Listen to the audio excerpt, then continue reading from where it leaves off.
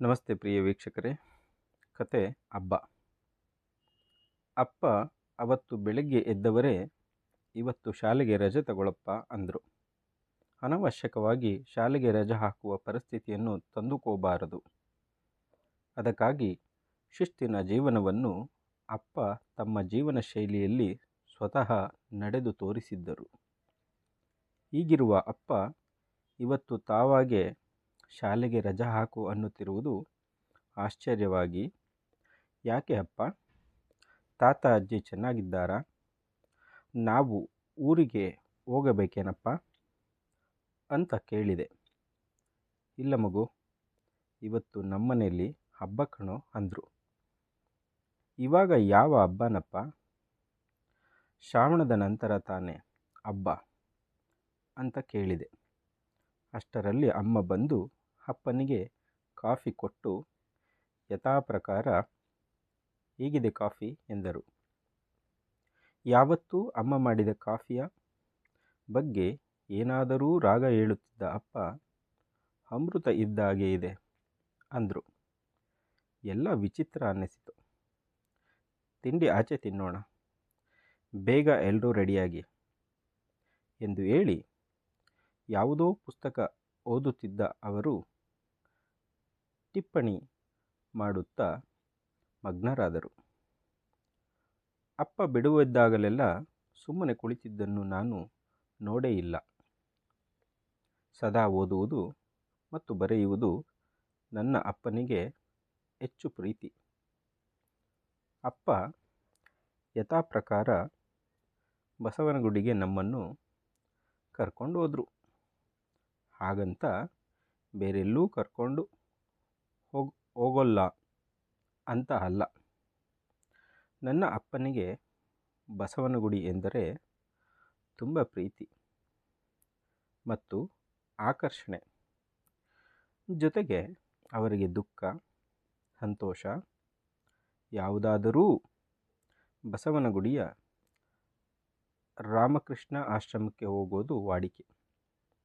ಅಂತೂ ವಿದ್ಯಾರ್ಥಿ ಭವನದಲ್ಲಿ ದೋಸೆ, ಕೇಸರಿಬಾತ್, ರವೆ ವಡೆ, ಅಪ್ಪನ ಇಷ್ಟವಾದ ಕಾಫಿ ಎಲ್ಲ ತಿಂದಾಯಿತು. ಗಾಂಧಿ ಬಜಾರಿನಲ್ಲಿ ನಾವು ಇಷ್ಟಪಟ್ಟ ಬಟ್ಟೆ ಕೊಡಿಸಿದರು. ಅಪ್ಪ ಪ್ರತಿ ಹಬ್ಬಕ್ಕೂ ಹೊಸ ಬಟ್ಟೆಯನ್ನು ನನಗೆ ಕೊಡಿಸುತ್ತಿದ್ದರು. ಆದರೆ ಇವತ್ತು ಯಾವ ಹಬ್ಬ ಮತ್ತೆ ಮತ್ತೆ ಕೇಳಿದರೂ ಹೇಳ್ತೀನಿ ಸುಮ್ಮನಿರು ಅಂದು ನಂತರ ಆಶ್ರಮಕ್ಕೆ ಹೋಗಿ ಧ್ಯಾನ ಮಾಡಿ ಸೀದಾ ಉಮಾ ಥಿಯೇಟರ್ಗೆ ಹೋದ್ವಿ. ಅಲ್ಲಿ ಕೃಷ್ಣಂ ಪ್ರಣಯ ಸಖಿ ಸಿನಿಮಾ. ನನಗಂತೂ ಭಾರೀ ಆನಂದ ಮೂವಿ ನೋಡೋಕ್ಕೆ. ಇದರ ಮಧ್ಯೆ ಅಪ್ಪನ ಈ ಹಬ್ಬ ಯಾವುದು ಅನ್ನೋ ಕುತೂಹಲ ಬೇರೆ. ಸಿನಿಮಾ ನೋಡಿ ಆಚೆ ಬಂದರೂ ನನಗೆ ಸಿನಿಮಾ ಮಧ್ಯಂತರದ ಭಾಗ ಹೆಚ್ಚು ಮನಸ್ಸಿನಲ್ಲಿ ಕಾಡುತ್ತಿತ್ತು. ರಂಗಾಯಣ ರಘು ಅವರ ಚಿಂತಾಮಣಿಯ ಭಾಷೆ ಶೈಲಿ ಚಂದವಾಗಿ ಭಾಸವಾಗುತ್ತಿತ್ತು. ಗಣೇಶ್ ರವರ ನಟನೆ ಸಹಜವಾಗಿದೆ. ಆ ರೀತಿ ಸಹಜವಾದ ನಟನೆ ಸುಲಭವಲ್ಲ. ಉತ್ತಮವಾಗಿ ಪಾತ್ರವನ್ನು ನಿರ್ವಹಿಸಿದ್ದಾರೆ. ಆದರೆ ಹಾಗೂ ನಟನ ಮೀಸೆ, ಗಡ್ಡ, ತಲೆಕೂದಲು ಮತ್ತು ಅವರ ಮೈಕಟ್ಟು ಈಗ ತಾನೇ ಪದವಿ ಮುಗಿಸಿರುವ ಯುವಕನಂತೆ ಇತ್ತು. ಆ ರೀತಿ ತನ್ನ ಗ್ಲಾಮರ್ ಕಾಪಾಡಿಕೊಳ್ಳಲು ಗಣೇಶ್ ಬಹುಶಃ ನಿಯಮಿತವಾದ ವ್ಯಾಯಾಮ, ಆಹಾರ ಕ್ರಮ ಅಳವಡಿಸಿಕೊಂಡಿರಬೇಕು. ಖಂಡಿತ ಅವರ ಯೌವನ ಸೌಂದರ್ಯವನ್ನು ನೋಡಿಕೊಳ್ಳಲು ಯಾರೋ ಟ್ರೈನರ್ ಇರಬೇಕು. ಹೀಗೆ ಸಿನಿಮಾವನ್ನು ಮನದಲ್ಲೇ ವಿಮರ್ಶೆ ಮಾಡುತ್ತಿರುವಾಗಲೇ ಅಪ್ಪನ ಬೈಕ್ ಗಾಂಧಿ ಬಜಾರಿನ ಒಂದು ಗಲ್ಲಿಯಲ್ಲಿ ನಿಂತಿತು. ಆಗಲೇ ಗೊತ್ತಾಗಿದ್ದು ಹಳೆ ಪೇಪರ್ ಗುಜರಿ ಅಂಗಡಿ ಅಂತ. ಬಹುಶಃ ಅಪ್ಪನ ಪ್ರೀತಿಯ ಒಂದು ಅಂಗಡಿ ಇದ್ದರೆ ಈ ಶಿವಮುನಿಯ ಗುಜರಿ ಪೇಪರ್ ಅಂಗಡಿ ಮಾತ್ರ. ಅಪ್ಪ ಅವನಿಗೆ ಆಗಾಗ ಕರೆ ಮಾಡಿ ಅಂಗಡಿಯಲ್ಲಿ ಪುಸ್ತಕಗಳನ್ನು ಕಡಿಮೆ ಬೆಲೆಗೆ ಕೊಂಡುಕೊಳ್ಳುತ್ತಿದ್ದರು. ನನ್ನ ಅಪ್ಪನಿಗೆ ಇದು ತೀರ ಹಳೆಯದು. ಶಿವಮಣಿ ಸುಮಾರು 10-12 ಹಳೆಯ ಕನ್ನಡ ಮತ್ತು ಇಂಗ್ಲಿಷ್ ಪುಸ್ತಕಗಳನ್ನು ಕೊಟ್ಟು ಅವನಿಗೆ ಅಪ್ಪ ದುಡ್ಡು ಕೊಟ್ಟರು. ಚಿಲ್ಲರೆ ಇಲ್ಲ ಸರ್ ಅಂದ ಶಿವಮಣಿ. ಬೇಡ ಬಿಡು ಶಿವು, ನೀನೇ ಇಟ್ಟುಕೋ ಅಂದರು. ಪುಸ್ತಕ ಪ್ರೇಮಿಯಾದ ಅಪ್ಪ ಕಡಿಮೆ ಬೆಲೆಯಲ್ಲಿ ಯಾರೋ ಶಿವಮಣಿಗೆ ಮಾರಾಟ ಮಾಡಿದ್ದ ಪುಸ್ತಕಗಳನ್ನು ಆಗಾಗ ಬಂದು ಕೊಂಡುಕೊಳ್ಳುವುದು ಹೊಸತೇನಲ್ಲ. ಮನೆಯ ಎಲ್ಲ ಖರ್ಚು ವೆಚ್ಚ ತೂಗಿಸಿದ ಮೇಲೆ ಹೊಸ ಪುಸ್ತಕಗಳನ್ನು ಕೊಳ್ಳಲು ಹಣ ಇರುತ್ತಿರಲಿಲ್ಲ. ಈ ಕಾರಣದಿಂದ ಅವರ ಓದುವ ದಾಹ ಇಂಗಿಸಲು ಶಿವಮಣಿಯ ಅಂಗಡಿ ದಾರಿ ಹಿಡಿಯುತ್ತಿದ್ದರು. ನಮ್ಮನೆಗೆ ಯಾರೇ ಬಂದರೂ ಏನಪ್ಪ ಇಷ್ಟೊಂದು ಪುಸ್ತಕ ಇದ್ದಾವೆ ಎಂದು ಕೇಳುತ್ತಾರೆ. ಮೇಷ್ಟ್ರ ಮನೆಯಲ್ಲಿ ಇನ್ನೇನಿರ್ತವೆ ಸ್ವಾಮಿ ಅಂತಾರೆ. ನಿಜವಾಗಲೂ ಇವನ್ನೆಲ್ಲ ಓದಿದ್ದೀರಾ ಅಂತಾನೂ ಕೆಲವರು ಉದ್ಗಾರ ತೆಗಿತಾರೆ. ಆದರೆ ಅಪ್ಪ ಪುಸ್ತಕಗಳನ್ನು ಕಪಾಟಿನಲ್ಲಿ ಜೋಡಿಸಿದ್ದಾರೆ ಎಂದರೆ ಓದಿ ಮುಗಿಸಿದ್ದಾರೆ ಅಂತಾನೇ ಅರ್ಥ. ಅದು ನನಗೆ ಗೊತ್ತಿತ್ತು. ಮನೆಗೆ ಬಂದಾದ ಮೇಲೆ ಅಮ್ಮನಿಗೆ ಒಳ್ಳೆ ಅಡುಗೆ ಮಾಡು ಅಂದರು. ಹಾಗೆಂದವರೇ ಕೈಚೀಲ ತೆಗೆದುಕೊಂಡು ಹೊರ ನಡೆದರು. ಅಮ್ಮ ಕೂಗಿ ನಾಟಿ ಕೊತ್ತಂಬರಿ, ಸೊಪ್ಪು, ಶುಂಠಿ ತನ್ನಿ ಅಂದರು. ಅಪ್ಪನ ಒಳ್ಳೆಯ ಅಡಿಗೆ ಅಂದರೆ ಮಟನ್ ಸಾರು, ಮುದ್ದೆ. ಅದು ಮನೆಯ ಬಜೆಟ್ ಮೀರಿದ್ದರೆ ತಿಂಗಳಿಗೊಮ್ಮೆ, ಮೀರದಿದ್ದರೆ ತಿಂಗಳಿಗೊಮ್ಮೆ, ಇಲ್ಲವಾದರೆ 3 ತಿಂಗಳಿಗೊಮ್ಮೆ.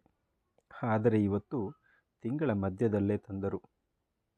ಅಯ್ಯೋ, ಈ ಹಬ್ಬ ಯಾವುದೋ?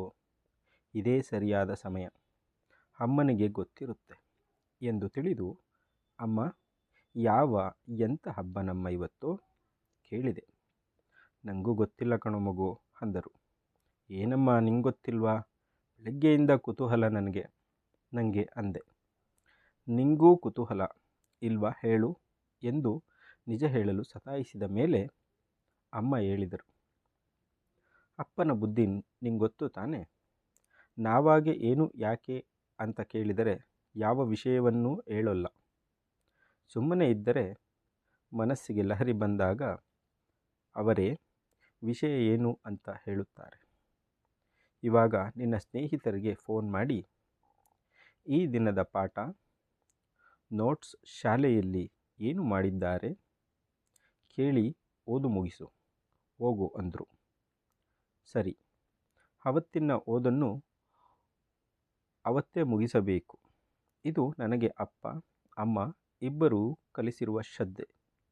ಅವರ ಈ ತತ್ವವನ್ನು ಖಂಡಿತ ಒಂದು ದಿನವೂ ಮೀರಿಲ್ಲ. ಅದಕ್ಕೆ ಇರಬಹುದು ನನಗೆ ಓದುವುದು, ಕಲಿಯುವುದು ಎಂದಿಗೂ ಒತ್ತಡ ಅನ್ನಿಸಿಲ್ಲ. ಊಟ ಮುಗಿಸಿ ಎಂದಿನಂತೆ ಟೆರೆಸ್ ಮೇಲೆ ಅಪ್ಪ ಅಮ್ಮ ವಾಕ್ ಮಾಡೋಕ್ಕೆ, ನಾನು ಅಪ್ಪ ಅಮ್ಮ ವಾಕ್ ಮಾಡೋಕ್ಕೆ ಹೋದ್ವಿ. Walk walk walk walk walk walk is good for health. After having food 100 steps are good. ಅಭ್ಯಾಸ ಬಲದಿಂದ ಹೀಗೆ ಹೇಳಿಕೊಂಡು ವಾಕ್ ಮಾಡಿದೆ. ಈ ಸಾಲುಗಳು ನನಗೆ ಅಪ್ಪ ತೀರ ಚಿಕ್ಕ ವಯಸ್ಸಿನಲ್ಲಿ ಹೇಳಿಕೊಟ್ಟಿರೋದು. ಉತ್ತಮ ಆರೋಗ್ಯಕ್ಕೆ ವಾಕಿಂಗ್ ಮುಖ್ಯ ಅಂತ. ಯಥಾ ಪ್ರಕಾರ ಮಲಗುವ ಮುಂಚೆ ಪ್ರತಿದಿನ ನಿಘಂಟು ಅಥವಾ ಡಿಕ್ಷನರಿ ಓದೋದು ಅಪ್ಪನಿಗೆ ಅಭ್ಯಾಸ. ಅಪ್ಪ ಡಿಕ್ಷನರಿ ಹಿಡಿದುಕೊಂಡರು. ನಾನು ಗುಡ್ ನೈಟ್ ಹೇಳಿ ಮಲಗಿಕೊಂಡೆ. ಅಪ್ಪನ ಈ ಹಬ್ಬ ಯಾವುದು ಅನ್ನುವ ಪ್ರಶ್ನೆಗೆ ಉತ್ತರ ಸಿಗದೆ ನನಗೆ ನಿದ್ರೆ ಬರುತ್ತಿರಲಿಲ್ಲ. ಹೆಚ್ಚು ಸಮಯವೇನಲ್ಲ, ಒಂದು ಮೆದುವಾಗಿ ಮಾತನಾಡುತ್ತಿರುವ ಧ್ವನಿ ಕೇಳಿಸಿದಂಗೆ ಭಾಸವಾಯಿತು. ಆ ಧ್ವನಿ ಯಾವುದು? ಆ ಧ್ವನಿಯ ಆದಿಯನ್ನೇ ಹಿಡಿದು ಕಣ್ಣು ಮುಚ್ಚಿಕೊಂಡು ಕಿವಿ ಅರಳಿಸಿಕೊಂಡು ಆಲಿಸತೊಡಗಿದ್ದೆ. ಮಗು ಹಬ್ಬ ಯಾವುದು ಅಂತ ಸುಮಾರು ಸಲಿ ಕೇಳಿ ಮಲಗಿಕೊಂಡನು. ಇಷ್ಟೊಂದು ಸಂತೋಷಕ್ಕೆ ಕಾರಣ ಹೇಳ್ಬಾರ್ದ್ವಾ? ಹಬ್ಬದ ಹಿಂದಿನ ಕಾರಣ ತಿಳಿದುಕೊಂಡರೆ ಅಲ್ವಾ ಸಂಭ್ರಮ ಹಿತ ಅನ್ನಿಸೋದು ಎನ್ನುತ್ತಾ ಅಪ್ಪನ ಭುಜವನ್ನು ಅಮ್ಮ ಒರಗಿಕೊಂಡರು. ಅಪ್ಪನ ಈ ವಿಶೇಷ ಹಬ್ಬದ ಉತ್ತರ ತಿಳಿಯಲು ಕುತೂಹಲದಿಂದ ಅರೆಗಣ್ಣಿನಿಂದ ನೋಡಿದೆ. ನನ್ನ ಸಂಸಾರ ಸಾಲದಿಂದ ಮುಕ್ತ ಕಣೆ. ಇವತ್ತು ನನ್ನ ಸಂಸಾರ ಸಾಲದಿಂದ ಮುಕ್ತ ಕಣೆ. ಅದೇ ಹಬ್ಬ. ಸಾಲವಿಲ್ಲದ ಈ ದಿನ ನನಗೆ ಹಬ್ಬನೇ. ರಜಾ ಯಾಕಪ್ಪ ಹಾಕಬೇಕು ಅಂತ ಮಗು ಕೇಳಿದಾಗ ಒಂದು ತೆರನಾದ ಭಾವ ತುಂಬಿದ ಸಂತೋಷದಲ್ಲಿ ನಾನಿದ್ದೆ.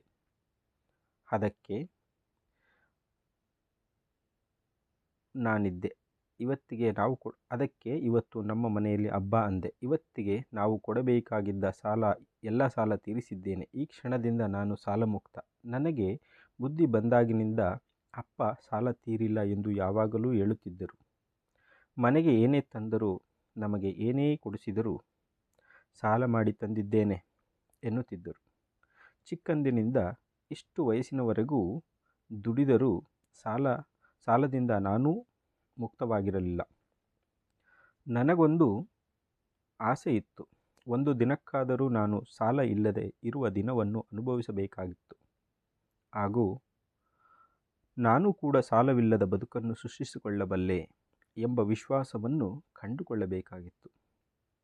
ಆ ನನ್ನ ಆಸೆ ಇವತ್ತು ಈಡೇರಿತು. ಆ ಸಂತೋಷವನ್ನು ನಿಮ್ಮ ಜೊತೆ ಹಂಚಿಕೊಳ್ಳಬೇಕು ಅನ್ನಿಸಿತು. ಇವತ್ತು ಯಾವುದೇ ಸಾಲದ ಚಿಂತೆ ಇಲ್ಲದೆ ನಿದ್ದೆ ಮಾಡಬಹುದು. ಅಪ್ಪ ಇಷ್ಟು ಹೇಳಿ ಮುಗಿಸುವಾಗ ನನಗೆ ನಿದ್ದೆ ಹತ್ತಿತ್ತು. ನಾನು ಹಾಗೆ ಅಪ್ಪನ ದಿನನಿತ್ಯದ ಬದುಕಿನ ರೀತಿಯನ್ನು ನೆನಪಿಗೆ ತಂದುಕೊಳ್ಳುತ್ತಾ ಮಲಗಿದೆ. ಅಪ್ಪ ನನಗೆ ಮತ್ತು ಅಮ್ಮನಿಗೆ ಬೇಕಾಗಿದ್ದನ್ನು ಸಾಧ್ಯವಾದಷ್ಟು ಕೊಡಿಸುತ್ತಿದ್ದರು. ತಾವು ಮಾತ್ರ ಏನೂ ತಗೋತಿರಲಿಲ್ಲ. 2 ತಿಂಗಳಿಗೊಮ್ಮೆ ಬಟ್ಟೆ ಐರನ್ ಮಾಡಿಕೊಳ್ಳೋರು. ವರ್ಷವಾದರೂ 400 ರೂಪಾಯಿಯ ಚಪ್ಪಲಿ ಹರಿಯದಂತೆ ನೋಡಿಕೊಳ್ಳುತ್ತಿದ್ದರು. ಮನೆಯಲ್ಲಿ ಗಡ್ಡವನ್ನು ಟ್ರಿಮ್ ಮಾಡಿಕೊಳ್ಳುತ್ತಿದ್ದರು. ತಮ್ಮ ಕೆಟ್ಟು ಹೋಗಿದ್ದ ಫಾಸ್ಟ್ರ್ಯಾಕ್ ವಾಚನ್ನು ರಿಪೇರಿ ಮಾಡಿಸಿ ಕಟ್ಟಿಕೊಳ್ಳುತ್ತಿದ್ದರು. ಕಾಯಿಲೆ ಬಾರದಂತೆ ಎಚ್ಚರಿಕೆ ವಹಿಸುತ್ತಿದ್ದರು. ಆಚೆ ಊಟ ಮಾಡುತ್ತಿರಲಿಲ್ಲ. ಆದರೆ ನನಗೆ ಕೊಡಿಸಲೇಬೇಕಾಗಿದ್ದನ್ನು ಎಂದೂ ಕೊಡಿಸದೇ ಇರಲಿಲ್ಲ. ಅಪ್ಪನ ಈ ನಡವಳಿಕೆ ತ್ಯಾಗನ, ಪ್ರೀತಿನ, ಕರ್ತವ್ಯನ ಅಥವಾ ಜವಾಬ್ದಾರಿನ? ನನ್ನ ಪ್ರಕಾರ ಎಲ್ಲವೂ ಹೌದು. ನನ್ನ ಅಪ್ಪನ ಸಾಲಮುಕ್ತ ಹಬ್ಬಕ್ಕೆ ನಾಳೆ ವಿಶ್ ಮಾಡಬೇಕು ಎಂದು ಮನಸ್ಸಿನಲ್ಲಿ ಬರುತ್ತಿರುವಾಗಲೇ ಕಿಟಕಿಯಿಂದ ತಂಪಾದ ಗಾಳಿ ಬೀಸಿ ಎಚ್ಚರವಾಯಿತು. ಎಂದಿನಂತೆ ಅಪ್ಪ ಪೂಜೆ ಮುಗಿಸಿ ಪ್ರಾಣಾಯಾಮ ಮಾಡಿ ಧ್ಯಾನಮಗ್ನರಾಗಿದ್ದರು. ನನಗೆ ತಿಳಿಯದೆಯೇ ಕರ್ಮಣ್ಯೇವಾಧಿಕಾರಸ್ತೆ ಮಾ ಫಲೇಷು ಕದಾಚನ ನನ್ನ ಪ್ರೀತಿಯ ಅಪ್ಪನ ಕಡೆಗೆ ನಮಸ್ಕರಿಸಿದೆ. ಲೇಖಕರು ದೇವನೂರು ಶಿವಮೂರ್ತಿ. ಪ್ರೀತಿಯ ಸ್ನೇಹಿತರೆ,